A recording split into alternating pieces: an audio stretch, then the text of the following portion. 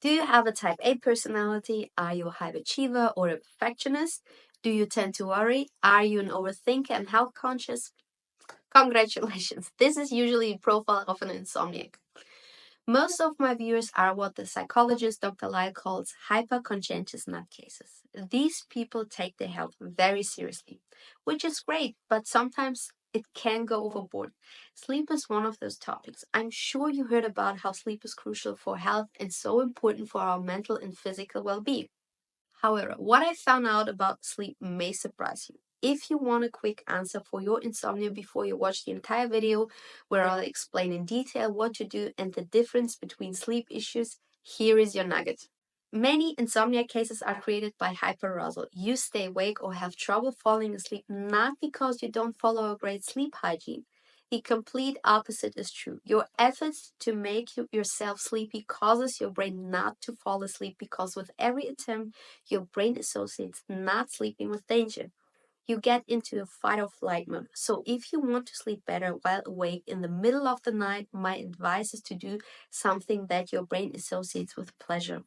Your brain needs to learn that not sleeping is not dangerous. Right now, you think it's dangerous because most doctors will tell you so. It's true that we need sleep for survival, health, and better brain functioning. However, sleep is a natural process. You don't need to force it to make it happen. When you're tired, you fall asleep. Of course, caffeine, too much light exposure, etc., influences our sleep quality. But there's more than that. Many people I know who have trouble with sleep have it because of hyperarousal. If you deal with insomnia, I'm sure you're familiar with sleep hygiene. This includes tips like don't drink caffeine, avoiding screen time before bed, eating light at dinner, meditating before bed, getting sun during the day, relaxing before the bedtime, sleep restriction therapy, and more. That's the common approach for treating insomnia, and to be honest, a low brainer in my opinion. Of course, you will have trouble falling asleep drinking a lot of caffeine throughout the day. But what if you follow every piece of advice and still have trouble sleeping, like falling asleep, staying asleep, or even both? I'll tell you something. I dealt with insomnia years ago, and none of these tips helped me. The complete opposite helped me. I never dealt with insomnia before. I was mostly a good sleeper, but from one moment of the other, I woke up with panic at 4 a.m. every single night for over a year. I did not know what happened until the psychologist Dr. Lyle told me what was happening. It was directly related to a life event I was super anxious about, so my subconscious mind thought it was not safe to sleep. It tried to keep me awake to do something about the circumstance. So I developed insomnia because of this event and panic attacks, most of them in the middle of the night. I felt like I'm going to die.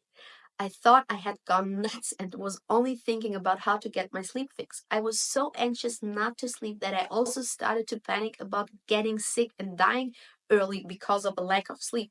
I was virtually afraid of the fear itself, so much so that I panicked when I entered the bathroom. My heart almost jumped out of my chest every time I entered it. I was trying hard to force myself to sleep. But the harder I tried to force myself to sleep, the less I slept, ironically. It was not helpful that Matthew Walker, the sleep guru, released a book at that time on why we sleep and how important it is. I tried sleep restriction therapy, CBT for sleep, sleep hygiene, and more. Literally everything you can think of. I even took psychiatric drugs to get some sleep. They made me gain weight and feel numb, which I hated. None of those approaches helped me. The more I tried to force myself to sleep, the less I slept. My sleep got back to normal when my life circumstances changed. I was so happy. However, after this event, my sleep got more sensitive. People with sleep problems might notice that the initial cause of the sleep problem, like stress at work or so, goes away at some point, but the sleep problem itself manifested.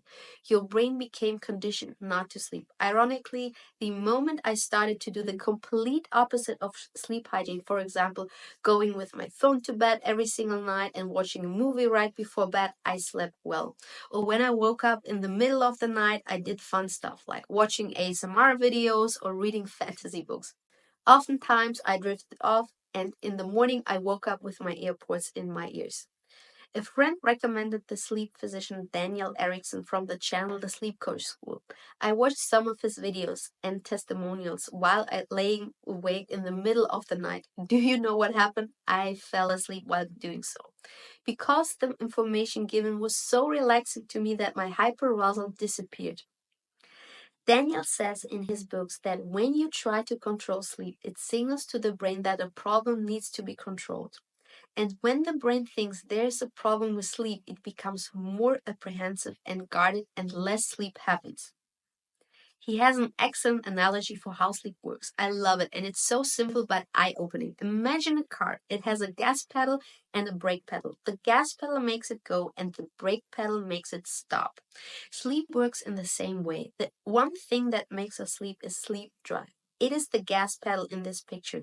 Sleep drive is your body's want to sleep at any given moment. It's also known as sleep pressure, and is what we experience as sleepiness. The stronger your sleep drive is, the more likely you will sleep. And you know what builds sleep drive? Wakefulness. The reason we have a brake pedal is for safety. There are times when you don't want to be sleeping, even if you're sleepy. If you realize you left the oven on just as you're about to drift off, you immediately wake up because your brain wants to keep you safe. The brake pedal is a safety stop, and it's pushed down by what we call hyperarousal. Hyperarousal is a heightened state of alertness mainly caused by puzzlement, stress, curiosity, excitement, etc. It's a hypervigilant state of anticipation. The most common cause of hyperarousal when it comes to insomnia is anxiety. So sleep drive is the gas and hyperarousal is the brake. So when you give up on trying hard to sleep, it comes easily because your hyperarousal comes down. You take the foot off the brake pedal. Worrying, feeling anxious, or even positive excitement is the brake in this model. And even if you feel sleepy, it can go away. The tricky part is that deciding to take your foot off the brake pushes it down, because anything you do with the intent of becoming less hyperaroused makes you more hyperaroused. In other words, anything you do to make yourself more calm makes you less calm. The behavior of problem solving is the problem when it comes to sleep. I love Daniel's concept, and it was an epiphany for me regarding insomnia. So the best thing you can do is to make something pleasant when you can't sleep because of hyperarousal, even if it's something that contradicts with the sleep hygiene most doctors recommend. Back then, I did the complete opposite of what common sleep approaches require. As already mentioned, I watched TV right before bed or as ASMR videos in the middle of the night. Sometimes I fell asleep within minutes, and sometimes after an hour or so.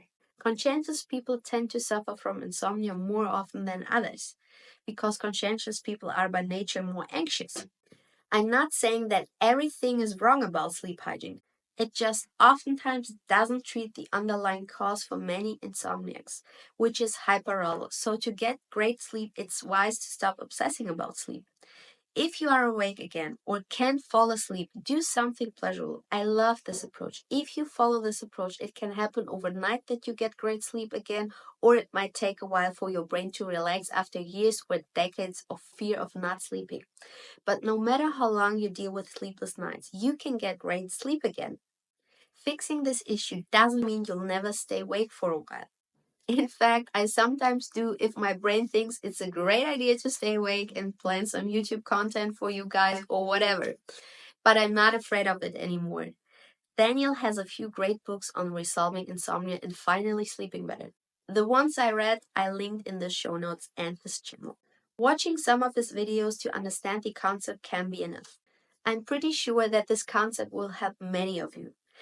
Thank you for watching, and subscribe to my channel if you want to learn more about health topics.